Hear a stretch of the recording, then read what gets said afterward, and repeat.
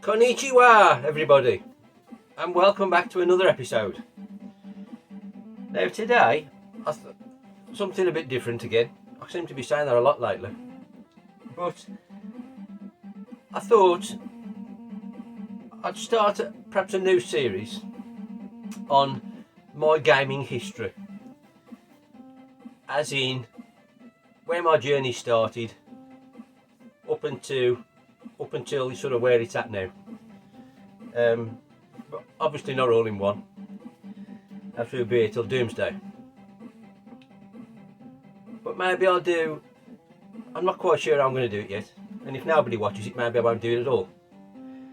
But I thought I might do perhaps do it system by system when I first got them, you know, in my timeline of my gaming journey, if you like.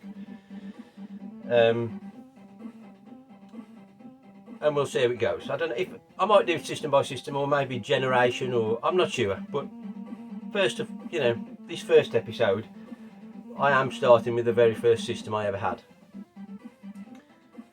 and we're going back to 1982. Is where it all started for me. I think it was Christmas. I'm not 100% sure. I was too young to remember really, but I think it was Christmas. And of course 1982, most people are probably going to be guessing what I'm going to say. Yes, I had the mighty ZX Spectrum 48k rubber key. I think it was the first, you know, not long after they became available. My mum and dad bought me one. Like I said, I think it was for Christmas. But I'm not 100% on that. But anyway, yeah, I remember first getting one. It might not have been Christmas actually, because I remember going to the shop with them. So maybe it wasn't Christmas. I'm not sure. But that's by the by. I think, you know, at the time, my mum and dad were thinking, oh, this is going to be a good educational device for the lad at school. How did that pan out? Yes, it was a games console to me. Always was and always will be. I did try programming on it a few times, you know. You used to get the old programming sort of paperback books, didn't you, and things like that. And even little programs in magazines back in the day, I think. I tried typing a few out, but I could never get them to work. I probably didn't, you know, missed a line or something, I don't know. But it was a games console to me, first and foremost. And so, yeah, the original rubber key was my first taste of anything, really, electronic, entertainment-wise. I did mention in my previous video that Kevin Keegan football LCD thing. I think that was the very first thing I ever had, but you know, we'll cast that aside, you know, it's shite. This, however, isn't. This is one of the greatest things ever invented. Long live the memory of Sir Clive Sinclair. Rest in peace. But yeah, I had one of these, and I think around the time they were launched, I seem to remember there were sort of reliability problems, and I had the first one I got broke, and I remember Mum and Dad taking it back to the shop and getting another one, and that broke, and I think it was the third one eventually was hunky-dory, and you know, entertained me for years. And I don't know if you're aware, but in the box with the 48k Spectrum, you got this Horizons starter pack, which I think there were various programs on it, you know, highlighting what the Spectrum could do, I suppose. Hence, starter pack. But there was a game on it, which I think is probably, from memory, the first game I ever played. And it was like it was called Through the Wall, I think. I'm sure it was called Through the Wall. It might actually be on the inlay.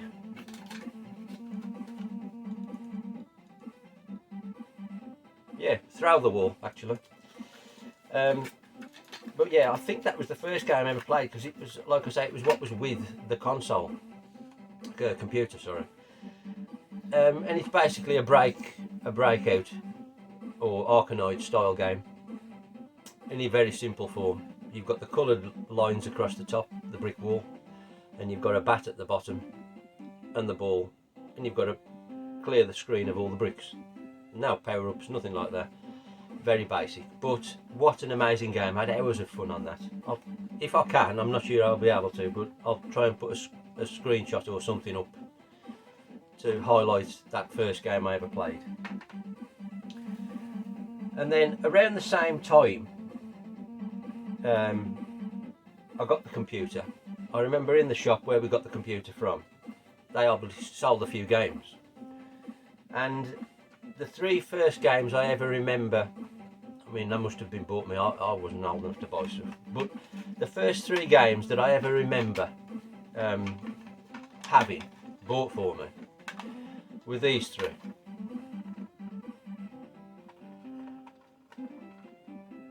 Now, obviously, I didn't know it at the time because it hadn't happened. But these, obviously, made by Ultimate Player the game, which went on to become Rare. And what 3 games, what are 3 games you started your journey with? I mean, classics on the spectrum, all great games. Absolutely love them all. But of the 3, my favourite would undoubtedly be Jetpack. What a fantastic game. And it's still just as good to play today, to be fair. I mean, everybody knows what Jetpack is, no doubt. And I recently bought, or a few months ago, bought an Xbox One just to be able to play Rare Replay for the updated version of Jetpack. And that's not as good as this. This is amazing. A fantastic game. If you've not played Jetpack, honestly, do yourself a favour. Connect with like the start of gaming, or not quite the start obviously, but connect yourself with some early gaming quality.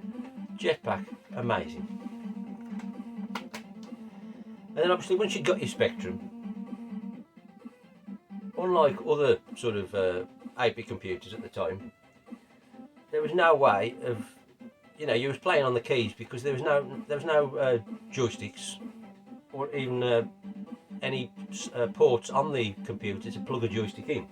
So you then needed one of these, which was a Joystick Interface. So that plugged into the back there on the port. You plug that in the back like so, which then allows you to play and plug a joystick in. Now the one I used to have is this one, the Cruiser. And this was the colour scheme. There's loads of colour schemes, but this was the colour scheme I had. And I don't know, it's probably the nostalgia, but that's such a cool item, I think. I absolutely love it. And then the other joystick I used to love, which I've mentioned before I think, was the Conic Speed King. And I think a lot of people don't like this, but it was just moulded to the hand and it fit perfectly in the hand, and it's micro switched. An absolutely beautiful device, the Conic Speed King, in my opinion. But that said, I didn't have the joystick interface and joysticks to start with, so all my gameplay was done on the keys. And then when I had the joystick and the interface, I just couldn't get on with it. I try as I might, the keys were king for me. And so, crazily, I always played on keys. I never got on with the joystick. It's mad to think now. You try and play on keys now, and there's some sort of vague brain recognition of, doing so in the past, and it does come back a bit. But compared to like how we play games today, obviously it don't work that well. But you do kind of get used to it. The nostalgia comes back. So then after, a bit later on, obviously, I'm not sure about years and times when these things happen, but I'm talking rough ballpark here. I remember getting Football Manager. Now this is obviously the proper one. Back in the day, I borrowed it off somebody, and as you did, you just copied it, and you played your copy on your C15. if you were lucky. If not, you got a C90 full of games and you had to write down all the tape counts. But this is the first, and I think only, Football Manager game I've ever played. It's not something that interests me now at all, but at the time, this was absolute quality. You know, the thought of managing a football team, and you made your decisions, and then you watched the game on the screen. You know, after you'd done your managing, you saw the game play out. Brilliant. Then, one of the absolute all-time classic games, Manic Miner. Needs no introduction. Still an amazing game today. You can play it on everything, you know, play it on your phone, anything, but brilliant. And then another early memory for me on the Spectrum, a game I absolutely loved. I think this possibly is the reason I might have got the interface and the joystick. Now you might know where I'm going. And that's Daley Thompson's Decathlon. What a fantastic game. You know, if you're not aware, it's kind of like track and field, or an early version. But an absolutely stellar game. I still love it to this day. Occasionally have a blast on it. But this was obviously a joystick waggler. And obviously I was playing on keys, so you were constantly, you know, tapping the keys to get your on-screen character to run. And like I said, I think that might be why I got the joystick. And this was obviously a joystick breaker. The amount of kids at school who, you know, total their joysticks, you know, by trying to get this guy to run faster and break world records. Oh, what memories. And then another early game I remember absolutely loving and playing loads and loads and loads was Bomb Jack. Another absolute brilliant game, still brilliant today, and the Spectrum version is fantastic. It still looks good today in my opinion. Yes, the characters are just plain black, but the backdrop's spectacular. Bomb Jack, what a brilliant game.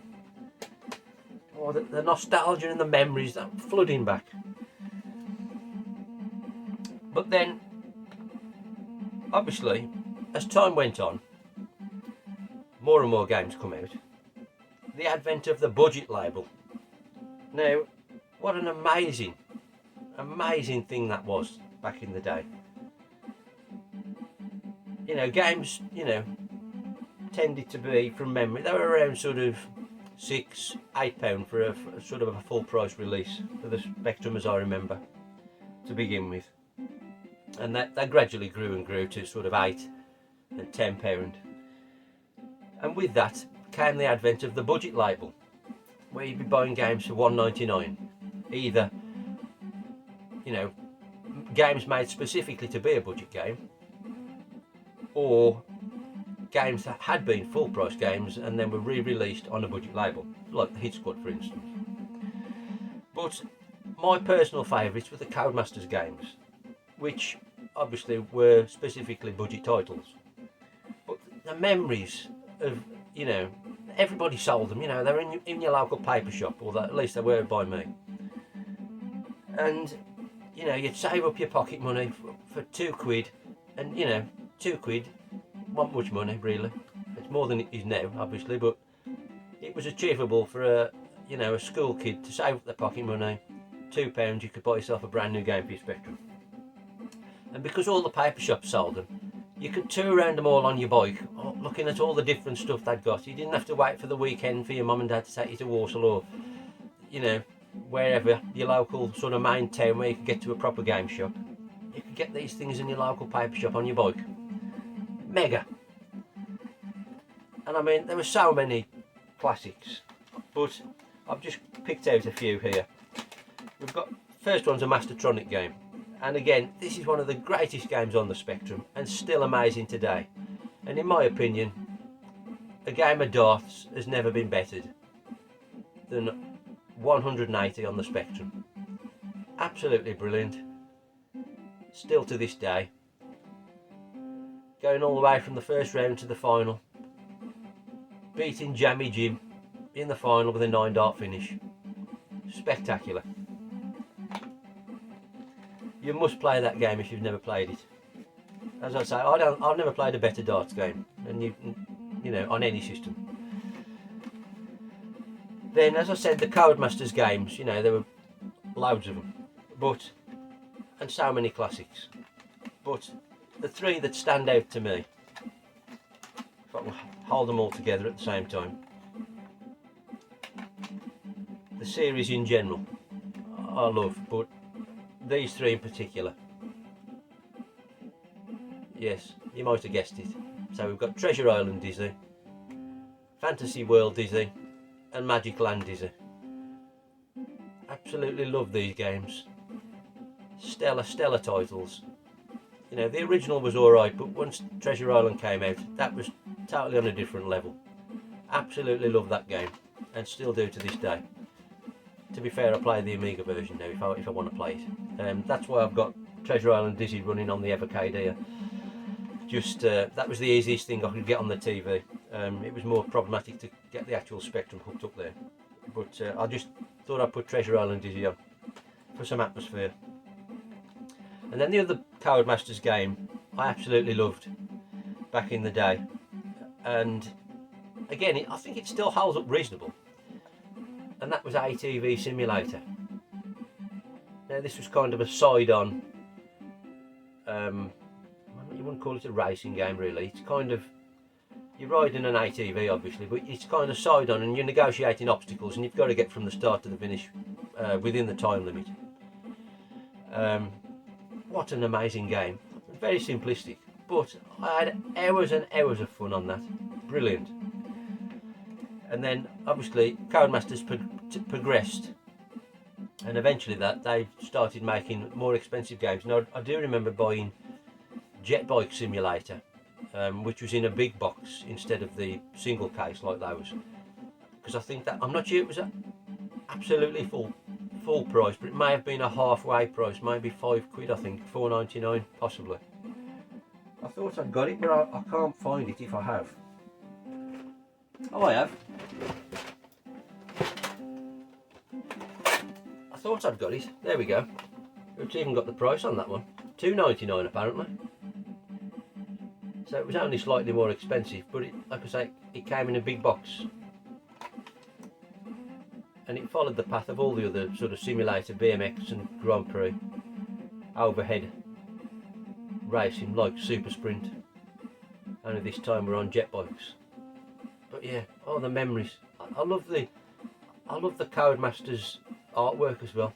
It's so iconic to me. I love it. So it came with 2 tapes. That's why it was in a big case. I'd forgot that. Yeah, must be for all the. Yeah, they're 24 circuits. That must be why it's on a big case. It's a multi-load game. Oh, the joys of multi-load games. Those unaware, obviously, those younger than me, might not be aware of a multi-load game. So instead of just loading it once, you know, press play on the tape, load dit, play on the tape, wait 5 minutes, hope the game loads, away you go. If it doesn't, rewind the tape, start the process all over again. Oh, the joy. But that said, I'll take that joy over a 3-hour bloody patch or download or install for these modern games. Do me a favour, it drives me insane. Anyway, enough of the ranting. At some point, I can't remember when, but obviously the rubber key Spectrum got replaced with the 48 Plus, and I knew loads of kids at school with Spectrums, you know, and we all swap tapes and games, and you know, you lend me this, I'll lend you that, and you know, you tape it and then you've got it for yourself, and you know the score. But yeah, no, loads of kids who've got the 48 Plus, but my trusty rubber key original kept plodding on. The membrane did go and the key stopped working, but we got it repaired, a new membrane, and away we went again. But at some point, I don't know why or when, Mum and Dad decided the 128 had come out, and I don't know like why, as I said, but for some reason they decided he needs one or he'd like one. I can't remember ever asking for one, but for whatever reason I had a 128. Now obviously there's a few models of the 128, but the one I had was the original toast rack, and personal choice, but I prefer this one over the +2 or the +3. I like the fact you can use your own cassette recorder and adjust the volume, where you know you haven't got those options. So well, yeah, I suppose you have, but you know, plus it's smaller than the +2 and the +3. So I much prefer this one, but each to their own. You know, if you feel the same about the +2 or +3, great. But I also loved about how it had the fold down legs on the bottom as well. So it was, instead of being flat like that, try and work that out, yeah. Instead of being flat, it raised it up so it lent the keyboard towards you. Brilliant. Still love that to this day. So that obviously fantastic, because some games were enhanced for 128, and the most memorable one to me that did that was possibly my favourite game on the Spectrum, and that's Renegade. What an amazing game this is. Still brilliant to this day. The music is sensational. On the 128 version, the music played throughout the whole game. On the 48 it didn't. But wow, I've even played the arcade version of this on like the Xbox recently, and it's not a patch on the Spectrum version. You know, and the Commodore, the Amstrad, crap in my opinion. The Spectrum version is an absolute beast of a game. You must play that. If you like a walk along beat 'em up, you know, a Streets of Rage, Final Fight style, that is an absolute must on the Spectrum. As I say, I think it's my favourite game on the Spectrum. And then obviously as time's gone on, you know, the boxes of the games got bigger and bigger. I think that basically it's eye candy, isn't it, on the shelf? You know, the bigger the box, whoa, gotta buy that. Look how big the box is, it must be good. And so we'd gone from single cassettes like that Jetpack and Attic Attack up to double cassette boxes like Jetbike Simulator and Renegade. And so I've just picked out a few sort of memorable ones here that I loved back in the day and spent hours playing. So we've got Arkanoid. So again, this is a break through the wall game, but Taito arcade. Is it Taito? I think it's Taito. Yeah, Taito arcade game. Again, fantastic on the Spectrum. Absolutely love it. Brilliant. And I think by this point, you know, these, you know, this was the time when they're about $7.99 for a full price game. So again, it'd take you longer to save your pocket money up by this point to be buying new games. You got your birthdays and Christmas, obviously. But then another absolute stellar game on the Spectrum, Enduro Racer. Amazing conversion, considering what it was trying to convert. Absolutely fantastic. And it looked, the graphics on the Spectrum, I know it's monochrome, but it's sensational and it plays well. An absolutely brilliant game, and really very similar to the arcade in gameplay and looks, aside from it being monochrome, very really for a Spectrum, it looks amazing for a, you know, for the time, and it's still an amazing game today. I mean, Russ did a recent video on the Commodore version, which is bloody awful by the looks of it. I've thankfully never played it, but the Spectrum version, sensational. And then this was the time, you know, I'd experienced the arcades on holiday, and now you're waiting for arcade releases to come onto your 8-bit computer, and obviously hundreds came out. I've just picked out a few here that sort of stand out in my mind. Super Hang-On. Now, again, this is a stellar conversion on the Spectrum. Absolutely brilliant. Again, it's monochrome as most Spectrum games are, but it plays and looks fantastic, much like Enduro Racer. And it was kind of it was the style of Spectrum games to be monochrome, but the graphical detail tended to be really good, and Super Hang-On was fantastic, and still is, now past tense here. Then the most important one to me of all, Outrun. Now this was amazing because you got a second cassette in the box with the arcade music on it. Oh, wore the thing out.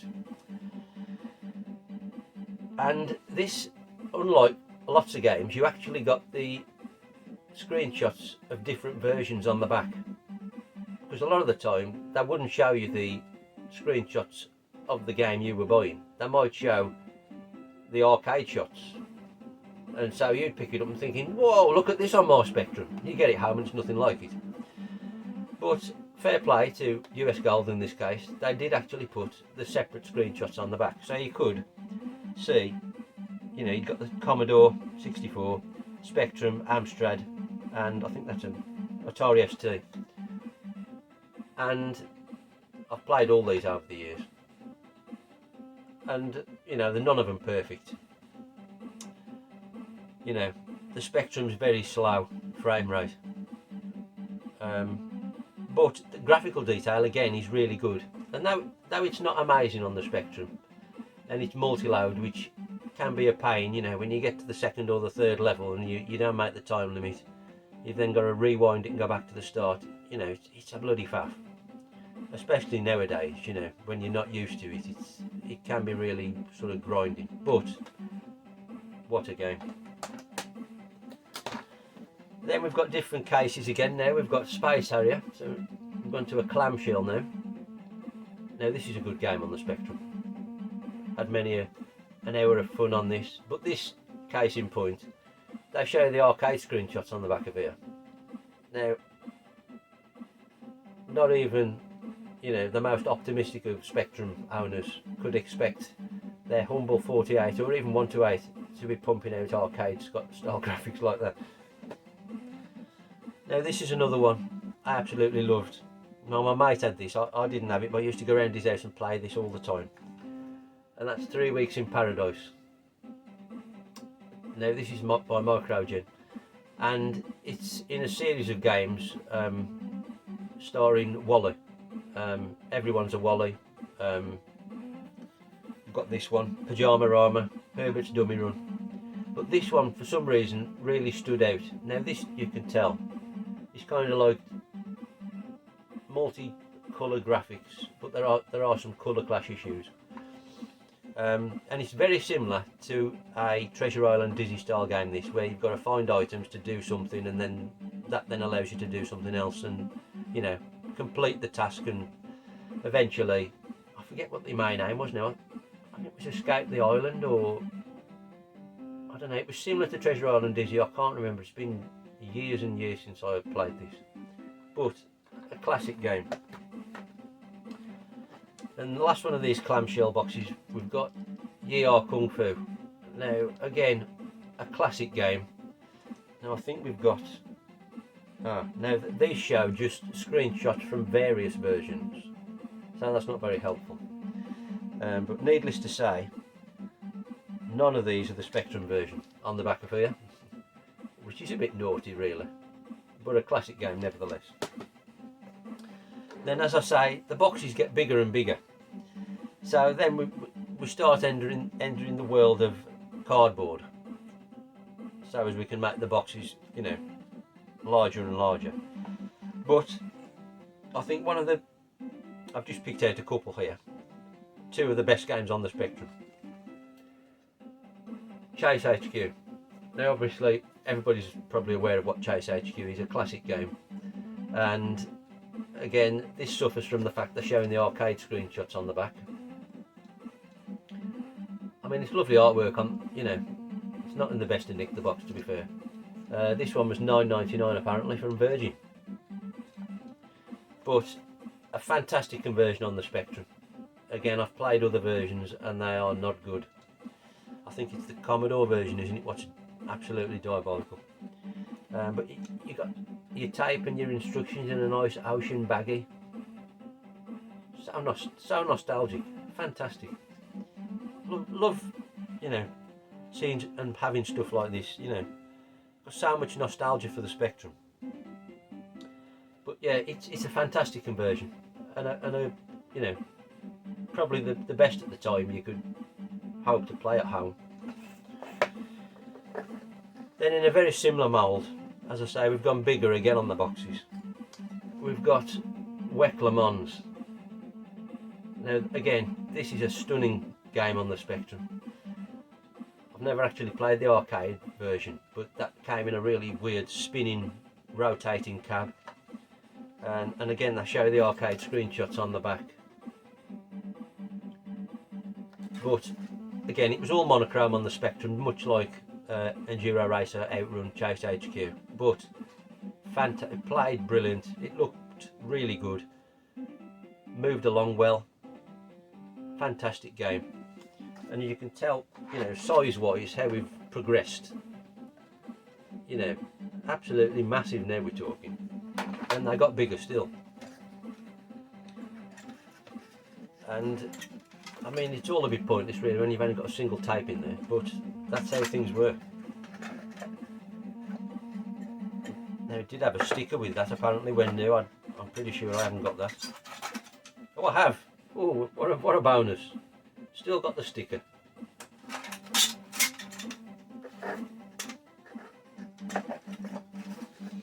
And the last one I'll show today, we eventually progressed, as I say, to even bigger boxes and compilations, where they re-release a lot of games that had already been out in one big box. Again, to get your money back for the same game. Maybe you didn't need all the games, but there were 2 or 3 on there that you hadn't got. So it made it quite worthwhile then. Because they weren't much more money than a regular price game, as I remember. You know, if a regular game was a tenner, these might have been 12 or 14, perhaps something like that. But you were getting, you know, half a dozen games on these compilation boxes. This one in particular, obviously, is a Taito coin-op hits. And we've got some classics on here. What have we got? We've got Rastan, Slapfight, Renegade, Arkanoid, Flying Shark. That's a good vertical shooter. Arkanoid Revenge of Dow, which is even better than the original. Bubble Bobble, what a game. And The Legend of Cage. So you can see, you know, the value was really quite nice. So I had a few of these big box compilation. That's on 2 tapes, obviously. But yeah, that's Taito coin-op hits. So that's my sort of start in the gaming world on the good old ZX Spectrum, and that's where it all started for me. Where did it go next? Well, if you liked the episode, I'll make part 2 about my next acquisition, and going forward we'll see what route the journey takes. But thanks for watching. I'll shut up now because we're dragging on now, 34 minutes, and hope to see you on the next one. Sayonara.